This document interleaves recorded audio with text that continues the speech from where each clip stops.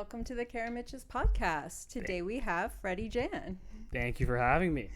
Thanks for coming on. How have you been? Pretty good. Can't complain. Like just trying to enjoy the last few days or the last day of summer before fall comes around. But yeah, doing good. What's your season?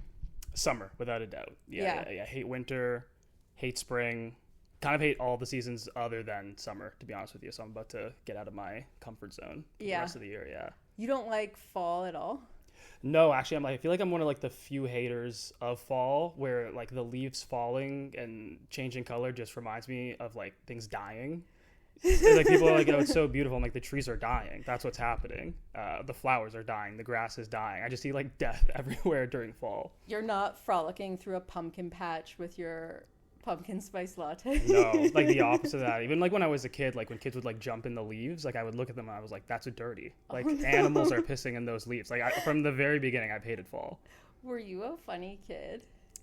Yeah, I think so. Like I didn't like think of myself as funny until maybe like high school, but looking back, there were like definitely signs.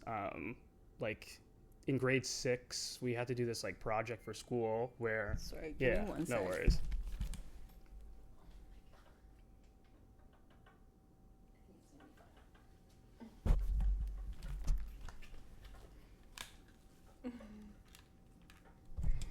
Sorry. No worries. In grade 6. Grade 6, yeah. So in grade 6, we had to do a project for school where you had to like pick what you were gonna be when you grow up, and then like put it on a magazine. So if you thought you were gonna be an athlete, like you put it on the cover of ESPN. And I didn't really know what I wanted to do, so a teacher just picked for me and said like People magazine and said I was a comedian. And so like there's like a People magazine cover of me in like grade 6, and like I had no idea what People was, and I didn't know I was funny at the time. Yeah. But that was my first sign looking back. Yeah. That's amazing. Yeah. Do you think there's something connected with like being like a kid who kind of suffers a lot and like With comedy? Yeah, like I think like from what I've seen, a lot of comedians feel like outsiders throughout their lives. Yeah. And like that, there's some people who have kind of been like in the in crowd, but like to be honest, if you're feeling like very like comfortable throughout your life and like how you relate to the people around you, there's really no psychological desire to be extremely funny. Yeah. Like I think being funny is a bit of like a pick-me quality. Oh yeah. Right? Yeah. Oh my god. I was at like Ray Gallamore's mic at Tammy's. Yeah. And one of the girls went up and she just said something like that. She just like said she was a pick-me girl. Yeah. And then the next girl up was like, me too. Oh and yeah. I was like, that is this, probably everyone in the scene can confess that. 100%. Yeah, being like if you're a comedian, if you're a male comedian, you're a pick me boy. Like there's just no way that like needing to be on stage and getting like the desire to make people laugh like that and having the ability, you have to have like such a strong desire to impress the people around you. Yeah. That like I think for most people it comes from just feeling like they were on the outside looking in. Yeah. Yeah. Because most people like if they're funny around their friends, like they don't need to do more than that. No, they're like, I have self-esteem regardless. Yeah, you know what I mean? Like I don't need to make, because like to be like people who are really funny are people who can make everyone or a majority of the people laugh. Yeah. So like I think that's why like a lot of people will struggle get into comedy who like don't have that like really strong ability to make a lot of people laugh, because they're like, oh, I'm funny with my friends, but then that's it. Yeah. Then it doesn't translate on stage. But if you're funny enough where you're able, after a lot of hard work, to write jokes and get a whole audience to laugh, like that probably means you were making a lot of people laugh when you were younger. And that's what I think, that's where like funny begins. Like when you can get 3 different groups of people in high school to laugh, basically. Yeah. Yeah. I think for me too, it's like not just making people laugh, but like accommodating people emotionally. Oh my God, yeah. And one of my things is like my big frustrations in life is like nobody does that for me. Yeah. And so then when I got into comedy, even though I constantly make fun of like other comedians and like talk about how we're all trash, but I do realize I do see it. I'm like, oh, you're making me feel better. This is crazy because nobody does this for me. Yeah. No, I think that's definitely there. I feel like comedians, it's so weird. You either have, like, they all want to impress people, but then you have like the comedians that like are super accommodating. Like I think I'm on that end as well, where like conversationally I'm very accommodating, and it's almost like there's like throughout a conversation there's like this like HQ in my brain that's just like, okay, pause now, do this, like check in, like everything is about quarterbacking the conversation to make sure that like we're both enjoying the vibe. But then you have comedians that are just like the exact opposite of that. And it's like they almost can't help but just say whatever they want and be the most obnoxious version and of they're themselves. Usually the comedians who, like Tracy Morgan, people will say like he can just read the phone book. Like it's just they're a bit of a character. They can't shut up, and they just sort of like bounce into a room and change it. Actually, so I can't take credit for this, but I was watching, this was like Andrew Schultz's podcast, and like I have some problems with it, but one thing that they said was really interesting was like there's like two types of comedians. There are comedians that are funny because they're smart, and there's comedians that are funny because they're funny. So like I think like the Tracy Morgan example is a comedian that like he's just like a funny person. The way he does things, or the way he does things is just funny. While like I think like Chris Rock is a good example of like comedian that's like smart, and he turns that into funny. And so I'm like not to call myself smart here, but I'm not the naturally funny one for sure. It's more like I've used my like understanding of things to be able to craft and make jokes for people. And I think like as I'm talking about, I don't know where you would put yourself in there, but I think maybe the more accommodating comedians are the ones that are more identifying with like the smart funny. It's like you have a part of you that's outside the conversation, watching the conversation, and then that part gets smart over time about how everything happens, and it can make the commentary. 100%. So yeah, it's weird. Like comedians are super weird in that way, but I think it's either like they're super accommodating, and I'll be like, oh, we're both doing the same thing, or it's just like, oh, you're saying whatever you want. If I was President Obama, you'd be speaking to me the exact same way, and like I cannot relate to that. I'm the exact opposite. The exact opposite. I'm picturing you as a little kid as like a Charlie Brown. Charlie Brown. Well, I haven't watched Charlie Brown in so long. Is he sad? What's Okay. All right. That's so funny. I think I was like, I'm trying to think like when I became, it is like, I'm probably like going like into way too much detail here, but there's like a picture in my family home where like I'm smiling, and like, it's just like, honestly, like the biggest, like most beautiful, brightest smile I've ever seen. Like my eyes are twinkling. And then like the year after that, all my pictures, that light is gone. It's just like absolutely gone. And my sister always makes a joke. She's just like that like what happened after this picture? And I still have no idea. But like I think always like whenever that picture was, I think I was like not Charlie Brown. And then something happened for sure. Something definitely happened. And Charlie Brown died. But I was like, oh, I have to give people Charlie Brown. So if you ask most people in like my like elementary school, they'd be like, oh, Freddie was like the happiest, most charismatic kid. I think it's probably after grade 6, honestly. That's probably where things changed. And then I feel like I became like way more obsessed with like how things were going around me, and I like went from just being like funny to maybe more observational. I feel like that could be developmental. Like could be. I had a big switch in personality at like 15 in just becoming like very anxious. And like, I know with girls, like, there's an aspect where it can be, like, hormonal, but I also think it's just, like, your mind is thinking more about people around you and the world outside and, like, what's coming on you. So I think anywhere between, like, grade 6 and grade 10, people sort of, like, wake up and become somebody else. That's what I'm hoping for, because the alternative is that I was, like, assaulted or something, which also gets joked about at my home. But to my memory, it did not happen.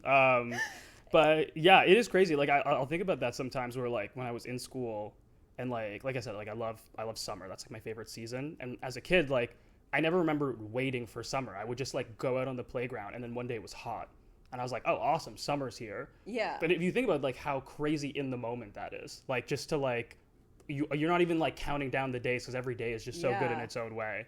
And then like I remember like when I started looking forward to like the seasons, and like I don't know, I just feel like there was like that was some watershed moment in my life where I just stopped like being, and like started like concentrating and anticipating things, probably getting more anxious as well, like all those weird things. So is your family kind of funny overall? In their own way. Like my mom is funny in the way where she's just like, she's funny, she just says things funny, but like she's just more like of a charismatic person. My sister's funny. If like you get to know her, she's like she's really funny. And my dad is funny as well in his own way, but like honestly, I don't think any of them would really identify with being like a funny person.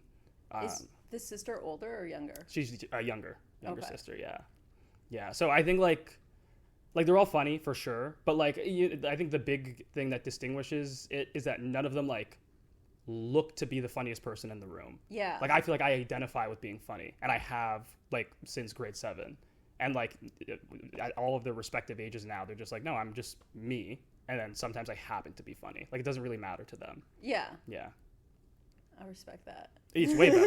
It's way, yeah. Like, I think it's just the way it's like, because like sometimes you'll put like, I'll go to like a party. I don't know like how you are. I'll be like in a social situation, and like I'm just like not on like comedically. Yeah. Or like even conversationally, and it's like the sky is falling when that happens. And it's like I've learned to like just be like chill about it and be like, all right, like it's no big deal. You're just not on today.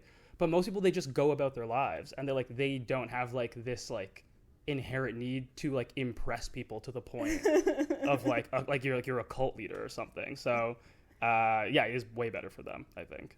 Do you think a cult could form within like the Toronto scene?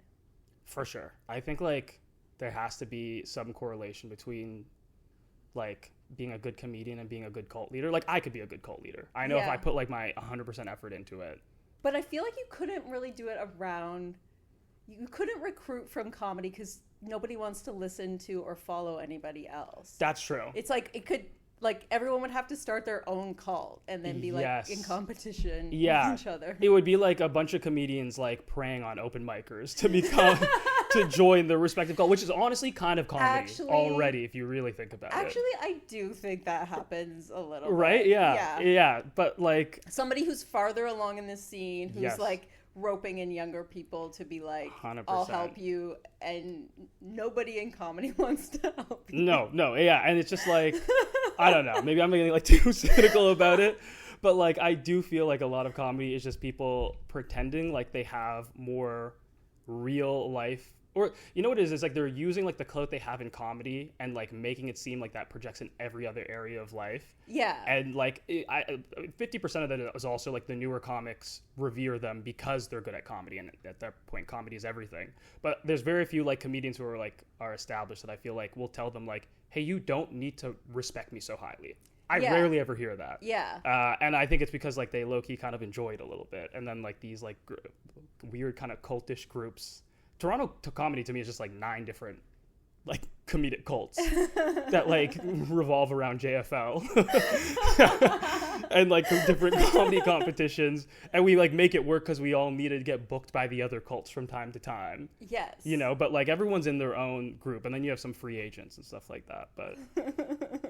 But if you're thinking of getting into comedy, you should do it. Don't let me dissuade you from this. I think there's something to where like, because comedy people, they're performers, so they know how to put something on. So sometimes like I see people doing certain material and I think they know about stuff, and then I'm talking to them when they're kind of off, and I'm like, this person doesn't know base level stuff about politics. They don't vote. Yeah. And it's like, how are you on stage with so much confidence around this thing you talk about? It's like baffling to me, like the amount of times like I've seen someone like say something so confidently that is just so wrong on stage, and then like it gets even more frustrating because the audience is eating it up, because like honestly like confidence will get you a long way, especially when you're holding a microphone. Like it's like 90% of the battle, and yeah, it's, I guess that is maybe like the natural like performer in you, and then some like young comedian sees that and just like, oh, that person knows what they're talking about, I want to join them, and you get the cult thing starting.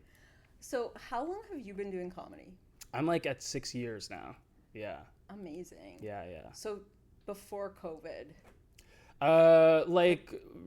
Before COVID. Yeah. 2019. Yeah. Right before COVID. Like, I basically started like kind of like doing it seriously at a point where it was like the months going into COVID. Like I remember people were getting sick, but like no one really knew what it was. Yeah. And then kind of just like when I felt like, it was actually kind of crazy. I got like my first or second like book show. And then a day after that, pandemic happened. Brutal. Yeah. Did you do stuff online? No, I did nothing. I sort of, this is going to sound horrible, just me like being so cynical. I sort of like I loved doing stand-up. I sort of like, comedy is very difficult to get into, I feel like, just like the scene of it all. Yeah. So like I didn't really like I missed doing stand-up, but I didn't really miss like kind of like the grind of it all. Yeah. So like when the pandemic happened, I sort of just like I just put down a lot of joke ideas. I just sort of like joke write. Yeah. And then when like it started back up again, I was like, okay, I'll use those jokes and try them out. But I didn't really do any online shows or anything. Did you bake any bread or watch Tiger King? Did not watch Tiger King. Can proudly say that. Did not bake any bread. I was like, I sort of went psychotic, honestly, during. Oh no. Yeah, in a way, like, bit of a breakdown. It was a breakdown in in the sense that like it was through.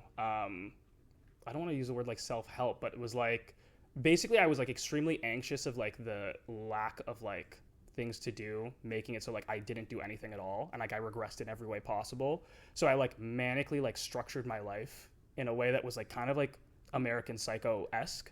Like wake up every morning, like go on a run. This day I'm like doing yoga. This day I'm playing basketball with my friends. I would like got super obsessed with reading out loud because like I read this article that's like if you read out loud like an hour a day, like you become like way more like verbose and you can speak better. So I would like read out loud for like a chunk of the day. Did it help? It's tough to tell. Like I feel like I'm a pretty good speaker now. I was a good speaker then. But I feel like it did help. Like there's just no way I can imagine that like you can work out your like arms, like your muscles and stuff. Like I feel like working out your brain does help. So I'm going to start doing that because I think I talk a lot too high and like in my face, and I'm trying to like speak like lower in my body, but I can't. It's hard for me to remember to do that. Yeah. And then I was like, should I take a singing lesson? But I don't sing well, so it's embarrassing. Yeah. But reading out loud sounds like maybe. Reading out loud helped. Another thing you can do, and this is, I guess, more just like for like recall in conversation. So just like being able to like speak without a lot of like likes and ums. But you like start a sentence by saying like, my dog went to the park. And then right after that, you'll start a sentence with park. Being like, park is a place where trees grow.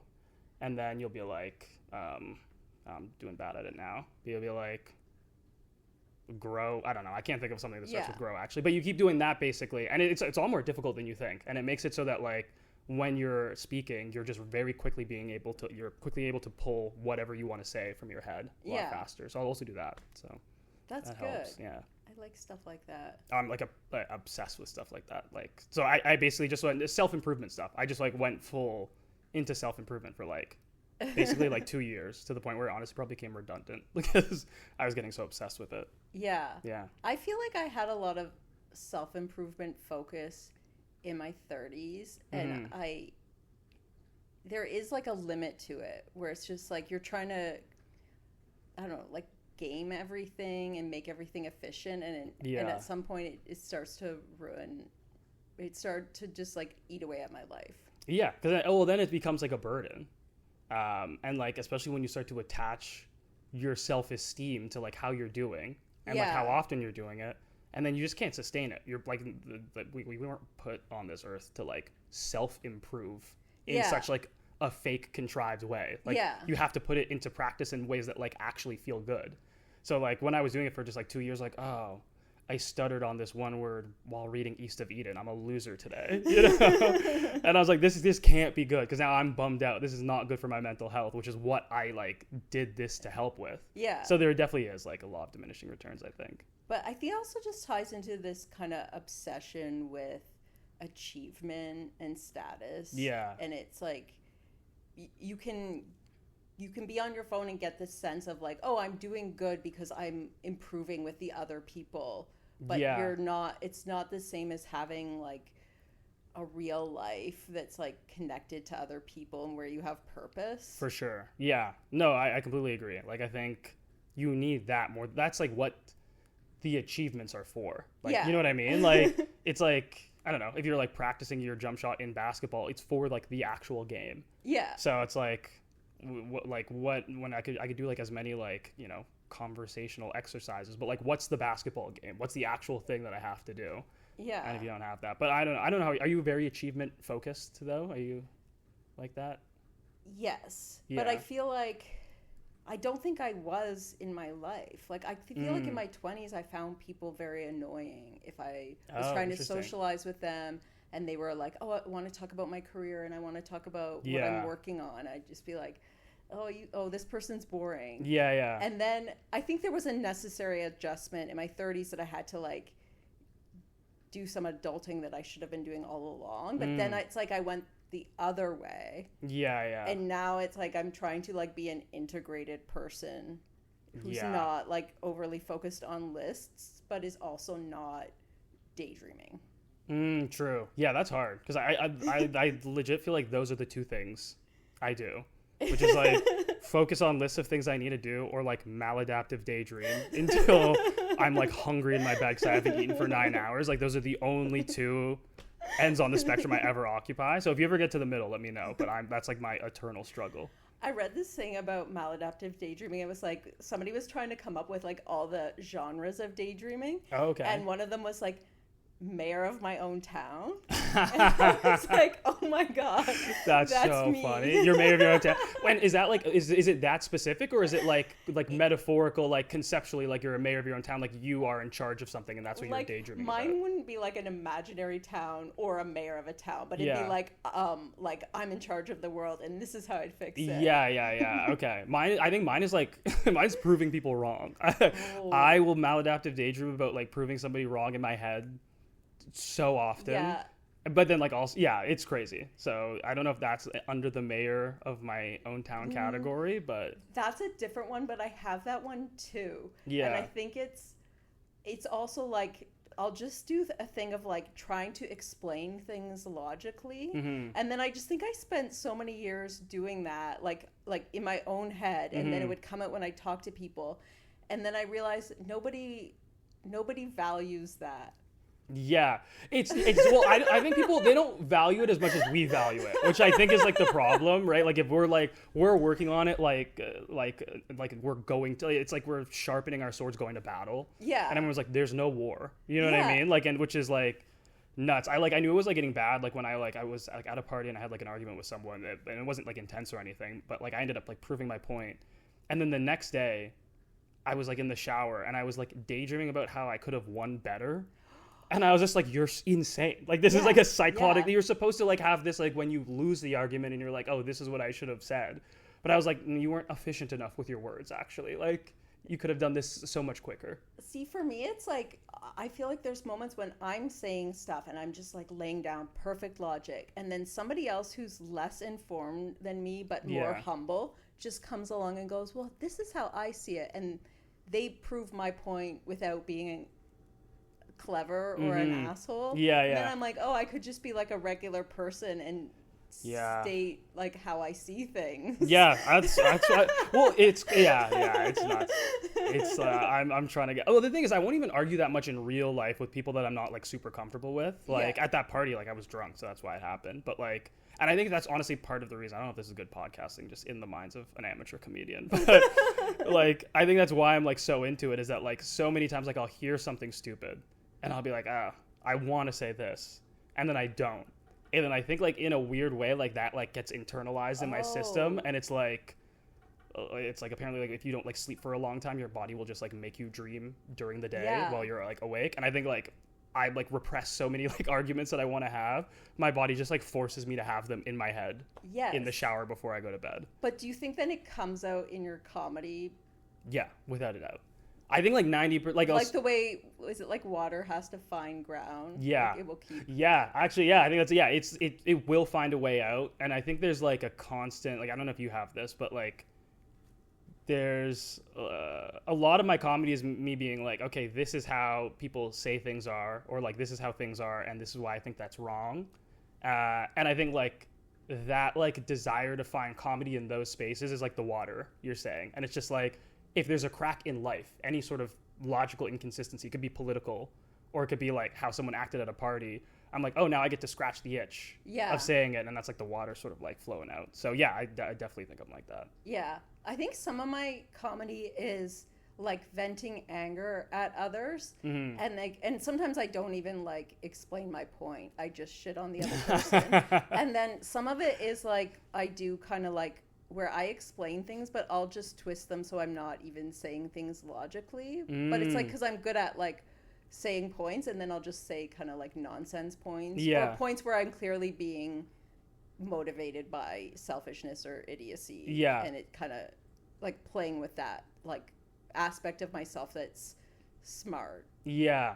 So like when you like you're saying like selfish points, but like you're sort of like justifying them like to the audience in a way, or yeah, like I'll do a thing about like being named Karen, and I'll be like why do they hate us? Yeah. Like so it's sort of like I'm gotcha. saying it, but then it's like Yeah. But I think I'm the villain in this argument. Yeah, but I think that's fun that you can go both ways, because it's like then it's just like, because I've also noticed that like if you do anything that's like at least comedically, if you're just like hitting the same note over and over again, so it's like you talk about like sex for 20 minutes, or you talk about race for 20 minutes, like audiences get bored. Yeah. So it's good that you can kind of like go back and forth between like, all right, like I'm being like a little bit like silly and like I know that I'm wrong here, to like you know, like expertly breaking down like, wow, this thing is like stupid. Like going back and forth like that I think is good for stand up. Do you feel like your voice changed over the years? Actually, I was thinking about that. I don't think so, honestly. I think like the comedy has gotten better, but like as I look through my notes, like I for this one video I posted on Instagram, I decided to like I put all my joke ideas and like my jokes in my notes app. So I had like years worth of jokes in my notes app, and I just copy and pasted them and put them all into ChatGPT, and like basically like as a video idea said like pick apart.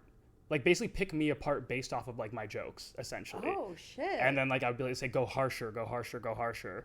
And so like to do that I had to go through like all of my jokes like dating back from like years ago. Yeah. And I was like, oh, honestly, I've been trying to say the same thing throughout the years. Like there hasn't really been a sort of like drastic change so far. Yeah, like you were fully formed as a person, and now you're just better as a joke writer. I guess so, yeah. At least like that part of me as a person was like, this is what I want to talk about. Like I'm settled on that. So I don't know if that's a good thing or a bad thing comedically, but I think for the most part, like what my did voice has been the same. ChatGPT say about you?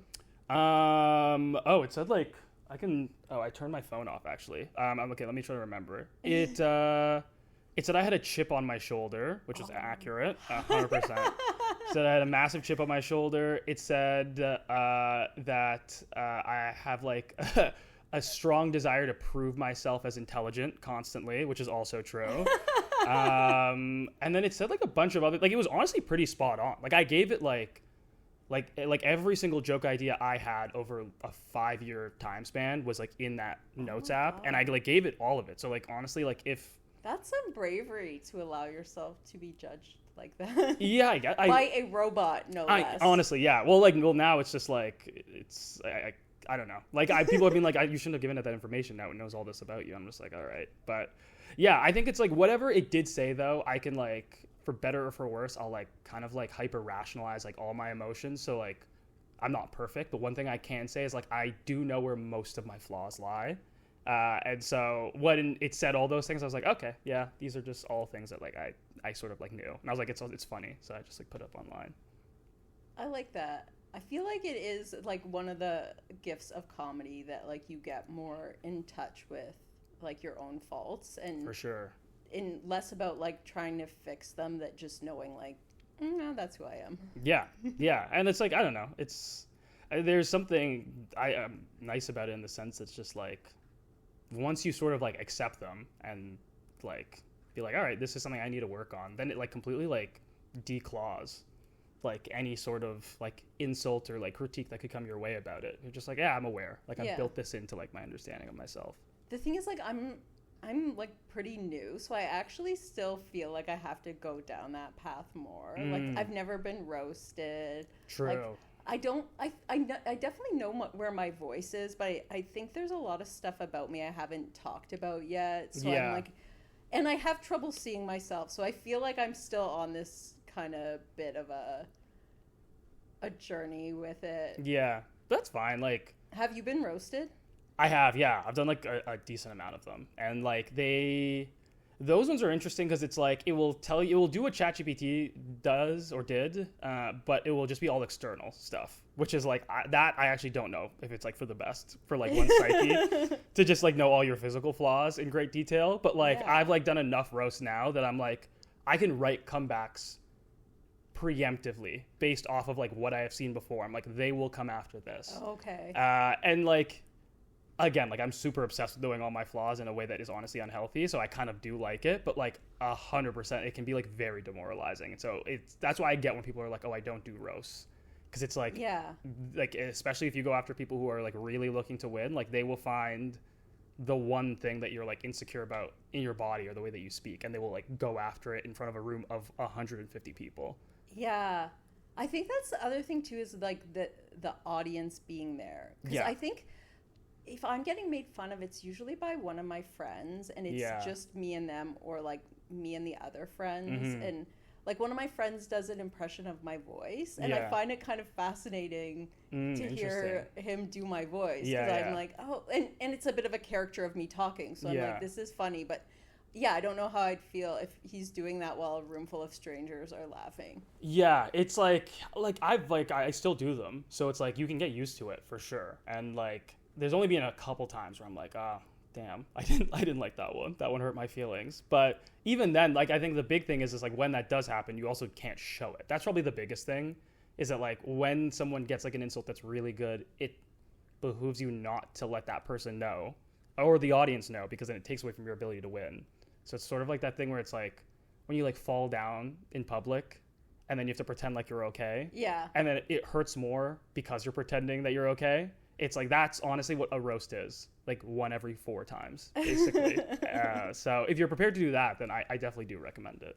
I feel like I have to do it just to say that I did it. For sure, just to see if it sucks. It could also roasts can open like a lot of doors as well, because like a lot of like really good comedians do them, and like it is joke writing at the end of the day. So it's worth trying just to see if it's something you're into. Yeah, I know like Nikki Glaser got like a lot of attention from doing roasts, and then she said it was funny because her material isn't very roast like. Yeah, like she's not cutting people down in it, but it did, like, it leveled her up. Yeah, she did like I think it was like the roast with Tom Brady, right? I think, and she like killed that, and then she was like hosting like the Golden Globes, I think, after. So yeah, it's just like there are opportunities in roasting. Like I did it in like a lot of some of the best shows I got, where like because somebody who was in the roast saw me, or you can sometimes like you can even get joke ideas from it, where it's just like you're roasting, you know, an Italian person, or you're roasting like a whatever person, and then you're like, you see the joke works with the audience, and you're like, oh, I can just change the wording of this a little bit and make it into like a regular joke.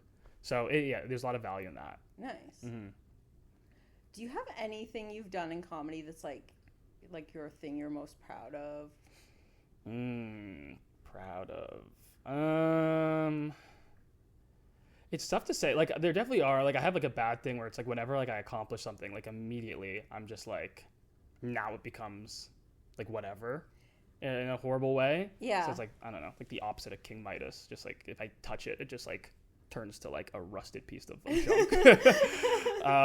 But I got to perform comedy in Japan, and that was super cool. What? Yeah, in Tokyo, and then also in Osaka. And I think I liked that because it actually had less to do with it's cool, but like I can't put that really as like a massive credit, you know. But it was like the experience, which was really cool, because like I'm a much more of like an experienced person than I really buy like objects or materials, but like I'm very big on experiences. So being able to do that, I think the reason why like that hasn't been like ruined by the fact that I accomplished it is that like there was a tangible, really cool experience that like lived up to the hype. So that was really cool, just doing comedy in Tokyo and Osaka. That was like super fun. So I guess it's an English audience, right? Yeah. But were they mostly Japanese people? Weird combination of like 25% Japanese people, like 50% like expats, and then like another like 25% tourists, basically. So it was like a weird like medley of people. But they were all very different. Like, so the Japanese people are kind of there like to learn English, so they're not really laughing; they're like paying attention, which is like, it's like because you want that as like a comedian, but like also they're not laughing, like they're nodding their head, and they're like, how do you say like her pussy wet again? You know what I mean? Like we don't get that in the textbook, so we want to know. And then like the tourists are like rowdy. They're like, because they're in Japan, like they got here a day ago, and so it's like, you know, it's a hard place to get to. So it's like their dream come true. They're drinking, and they're like, make this fun. We want to have as much fun as possible. And then the expats, like the people who live there, low key, honestly, it's kind of like sad a lot of the time, because like you can tell some of them are very lonely. Because like Japan is awesome, and like I was glad that I went and would like go again. But you can tell, like, living there, it's very difficult to, like, make friends, especially, like, if you are not Japanese. Like, I feel like it's probably, like, Vancouver on steroids. Oh, yeah. And I remember, like, one of the shows, like, these, like, people came up to me after the show, and they're like, do you want to hang out? And I was like, yeah, sure. Like, I'm in Japan. I have no one to hang out with. I was there by myself. And then I was just, like, asking them questions. I was like, hey, so what do you get up to? And he's like, oh, I go to this really cool, like, cafe, and I, like, overlook the water, and I, like, work. And like throughout the like night, I sort of like realized like this guy is just like really isolated.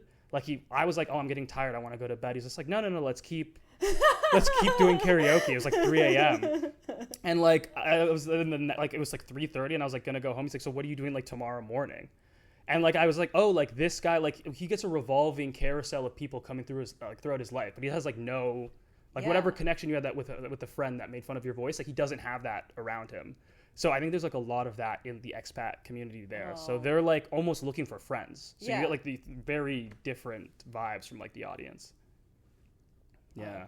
Yeah.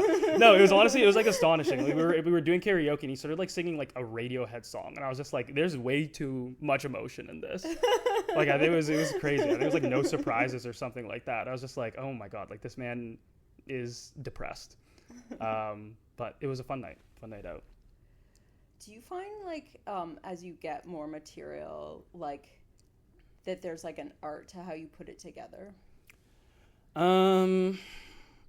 Like in a way, like I think, I don't know like how you felt about it so far, but like the method is sort of like changed depending on the joke sometimes. Like sometimes like I'll be like in the shower or something, or like walking or going on a run, and I'll think of like a joke and it's like completed. And it's just like, that's it. And I'm like, okay, let me just put this in my phone, and then I'll try it out. Then sometimes it's like an idea that I'm like, oh, this is really cool. And like, I want to write about that. But then like to take the idea to making it into a joke is like a whole nother process. And then sometimes I'll just think of something that sounds funny. Like there was like a joke that I had where it's just like, the punchline is like Malcolm XOXO. So like Malcolm X XOXO, like kind of like the end of Gossip Girl. And I just thought of that line. And then I was like, oh, let me reverse that into a joke.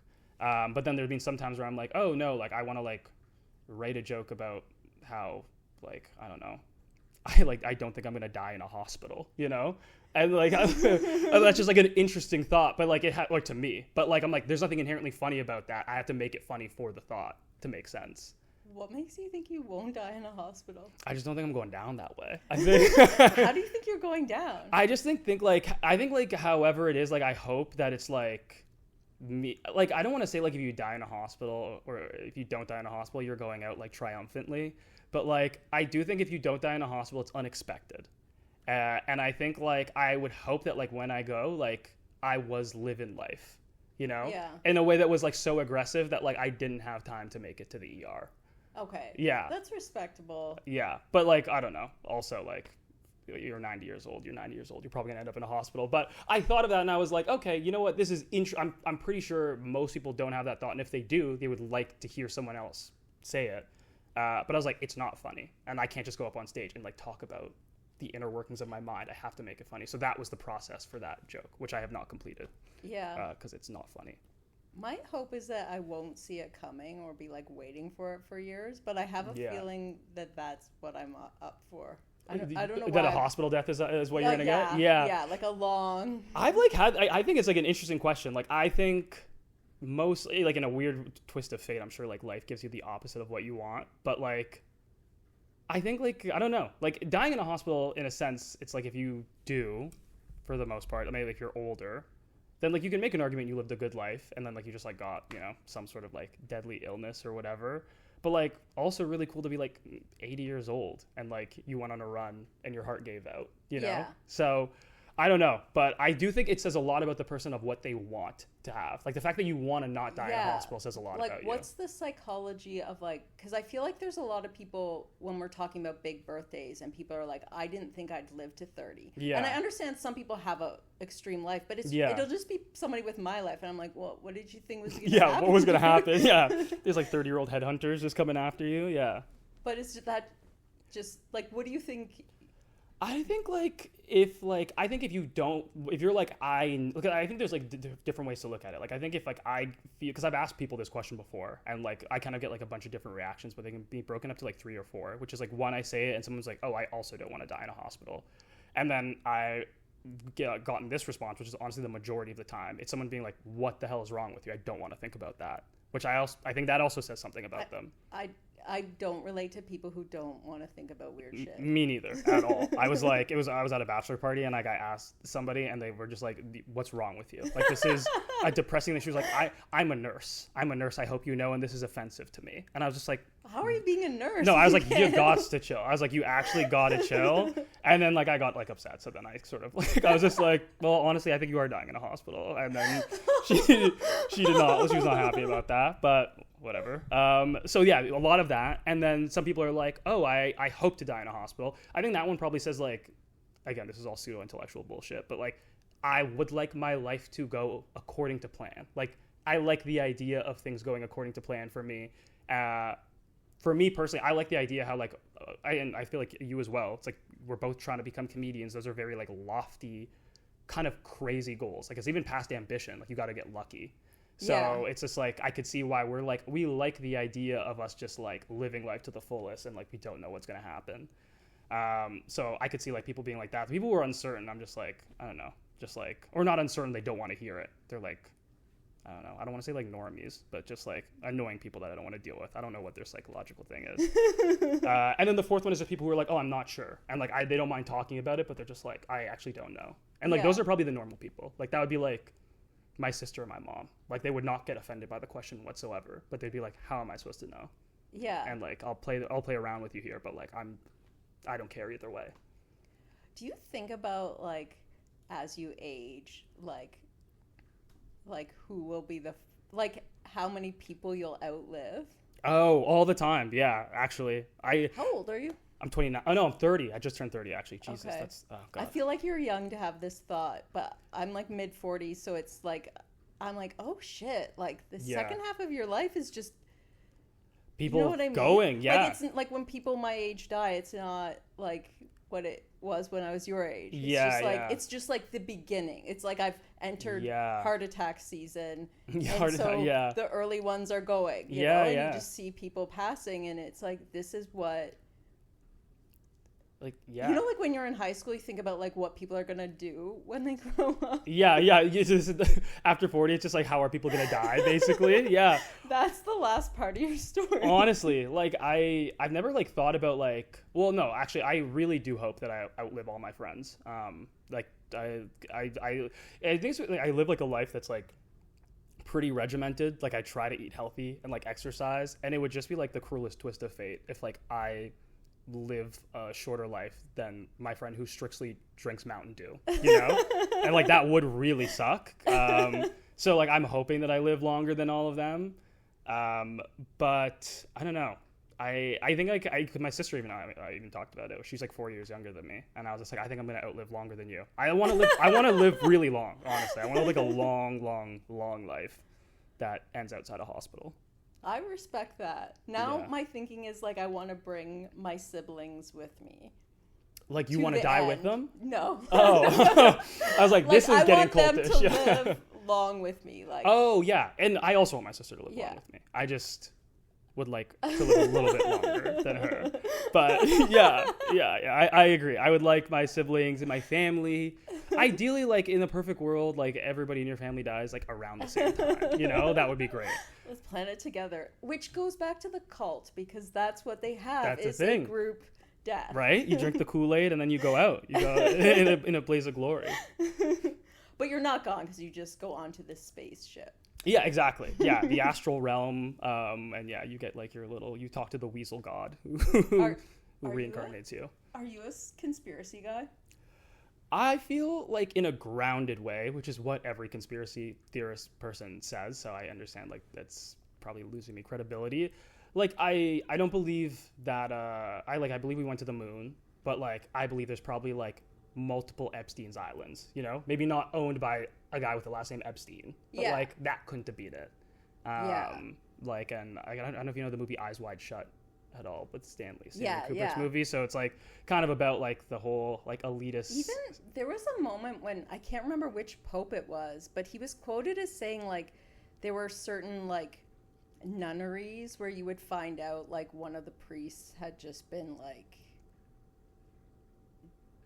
doing a lot of sexual stuff with like the kids there, or like at like these parties. with the nurse or the nuns. Oh, damn. Like, so okay. they like find somebody in charge who's just been being a gross pervert over a long time. Yeah, honestly, I just feel like as long as there's been like these like hierarchies of power, there will be people who want to do like the utmost horrible stuff with it. Yeah.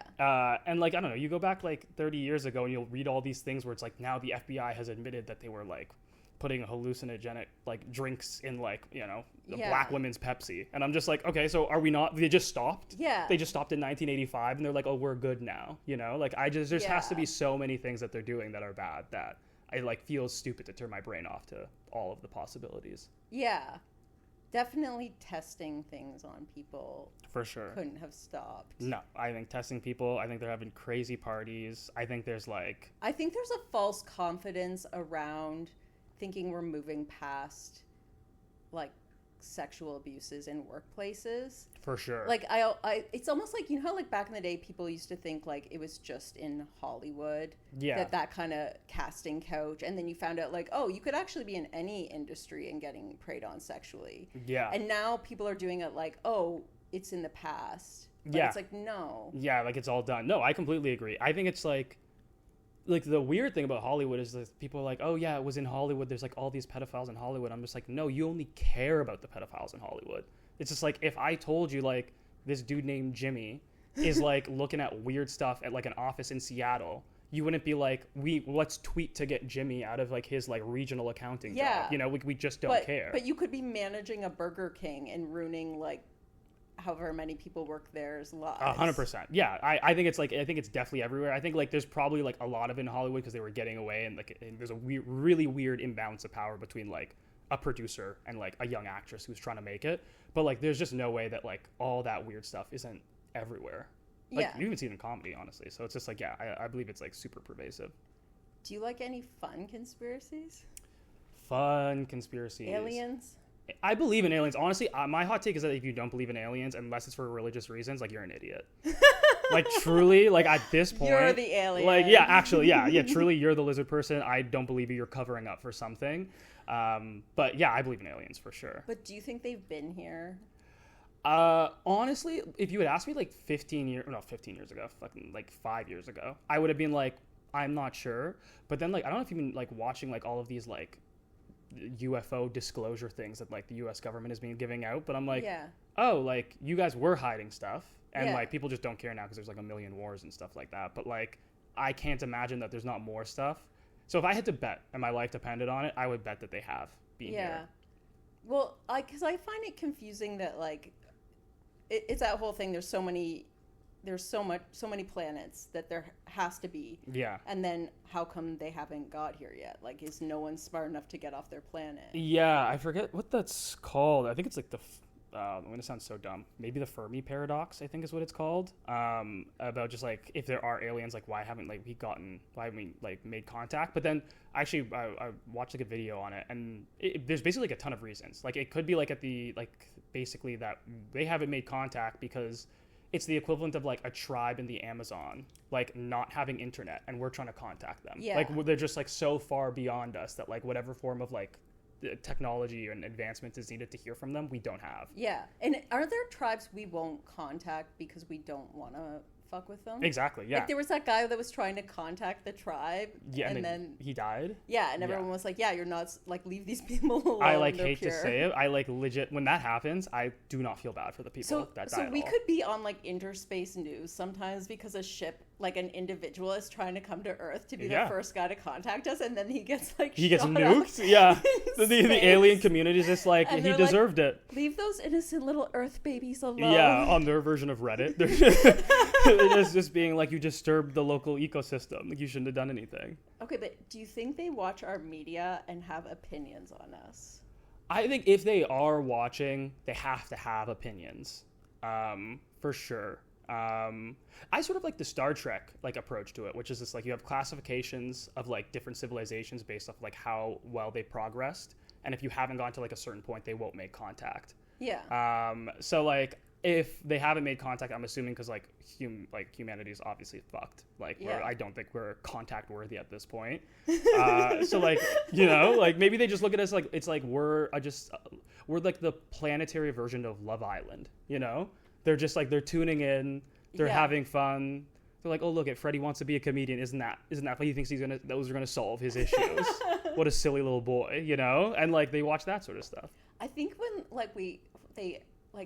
the first contact will be, like really spiritual and deep. We'll be like, oh my God, we're like encountering other life, and everyone will be changed by it. Yeah. But then like over time, there has to be a point when like we just start to see like who we are compared to all the other aliens. And it's like, is our music better than their music? Yeah. Like, are we, are we cool?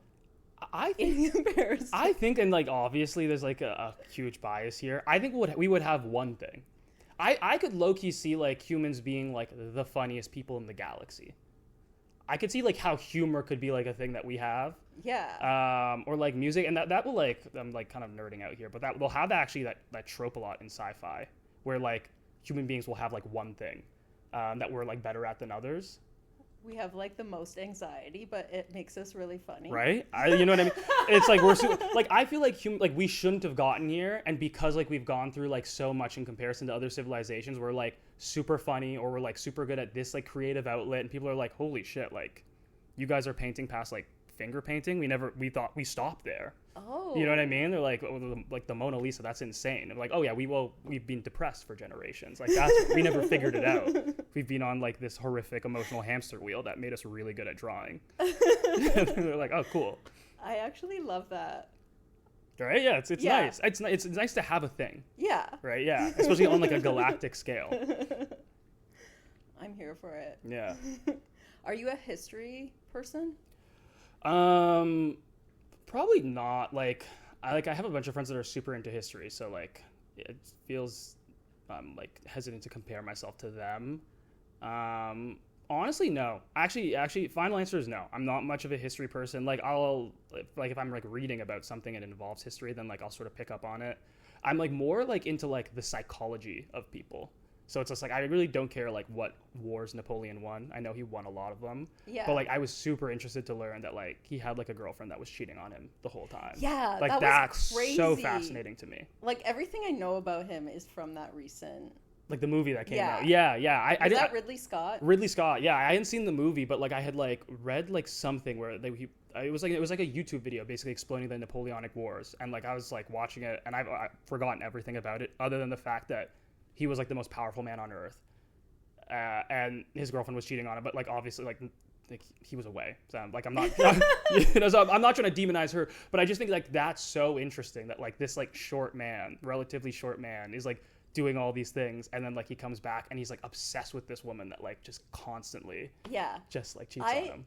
I know it's Schadenfreude in some sense, but I also think I have this other thing where like powerful people or successful people, it makes me happy to see them having like sort of like a cheater partner or a shitty partner, or they can't find a partner. Something that says like, even if you succeed, like there's some deeper success that you might fail at. Yeah, I've thought about that a lot. There was like I can't take credit for this thought at all, but there was this comedian called there is a comedian called Drew Michael.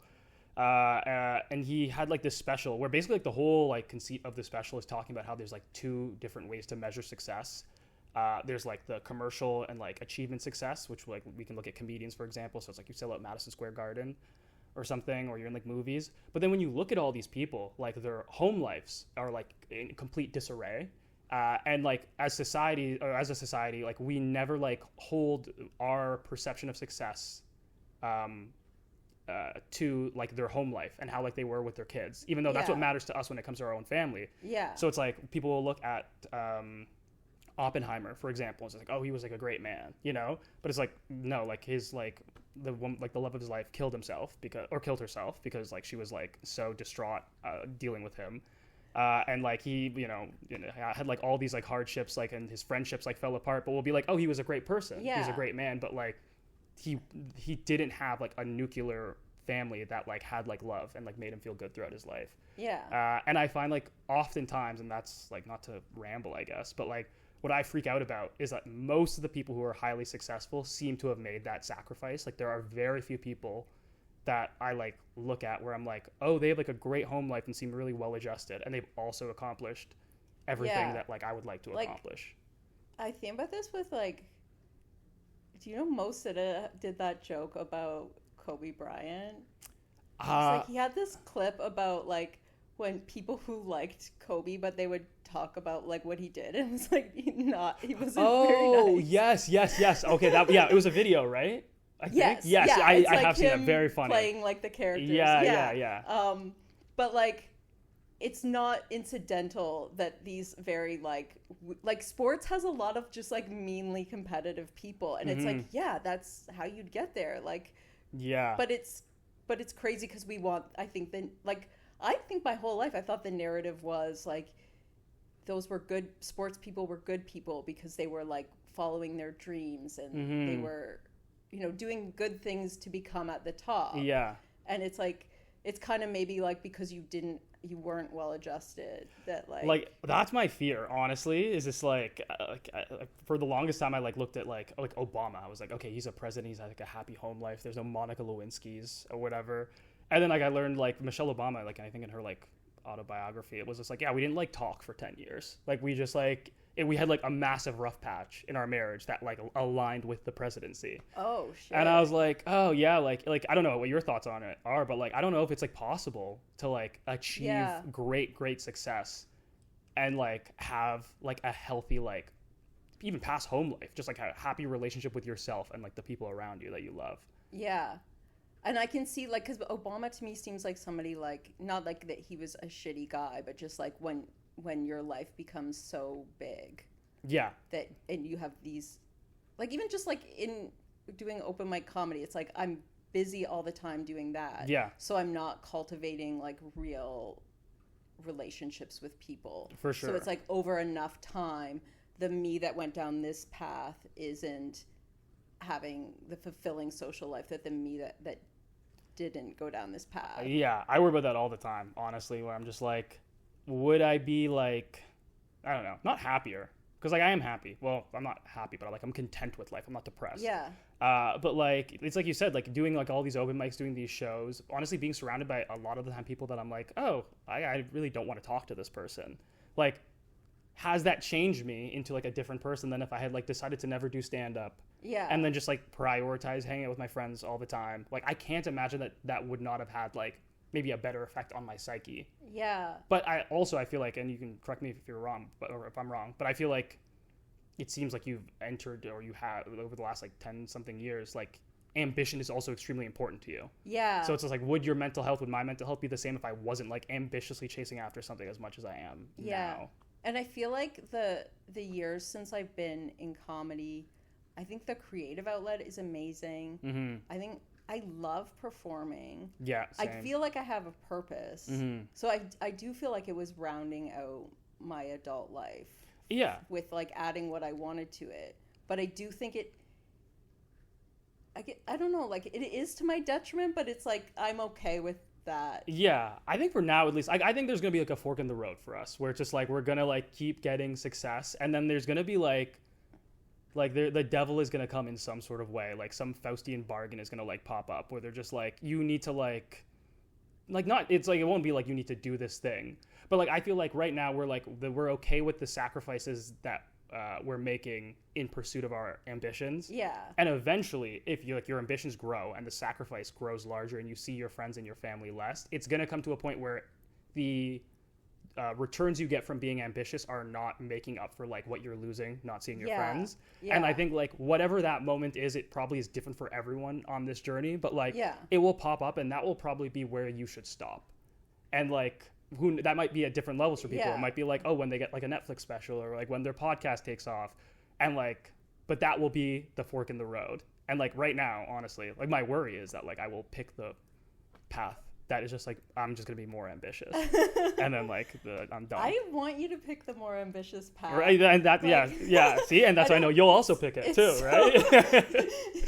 I'm not trying to like wish ill of you. No. I don't know. I'm looking to see if there's an angel on this side because you're very devilish right now on both sides of my shoulder. But I don't think you're gonna find someone in the comedy scene who tells you to stop. No, I don't think so. That's true. And like honestly, like I would never stop. But like I do think it's like, I think it's even less about like stopping and more about like, hey, like when am I like content, you know? Like if you start making $100,000 a year purely off of stand up, like do you think your ambition to grow will like be like, I'm okay? Yeah. And if it's not 100, is it 150? Like what will it take? Yeah. And like I think that's the question. Because when I look at billionaires, I'm always like, that seems excessive. Like I feel like I would have tapped out way earlier. Yeah. And like why, like if you had $1 billion right now, would you be at an office like doing more software? I hope not.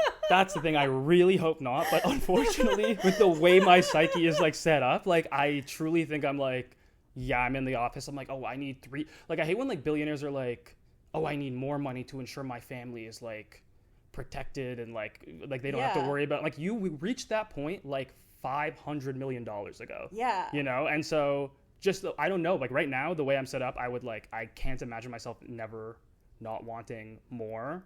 But like that's also the big reason why I try to be accountable with like the things I need to work on. So like hopefully like as I get better in stand up and I accomplish more, I also have like less of a need to do like conversational exercises before bed because I have this constant desire to improve myself. Like there's just like these two things that I'm trying to make it so that they level up at the same time. Yeah. So when like that like fork in the road happens, you can make the right choice. Yeah. Amazing. I've loved having you on. Is there anything we should plug? Anything to plug? Oh God. No, I'm posting stuff on Instagram, so add me on Instagram at Freddy Jan 17. I'm sure it'll be tagged. But other than that, just wait until the fork in the road happens, and you'll either see me on the right side of history or on the wrong side of history. But either way, I think I'll be okay with the decision. Amazing. Yeah. Thank you so much. Thank you for having me.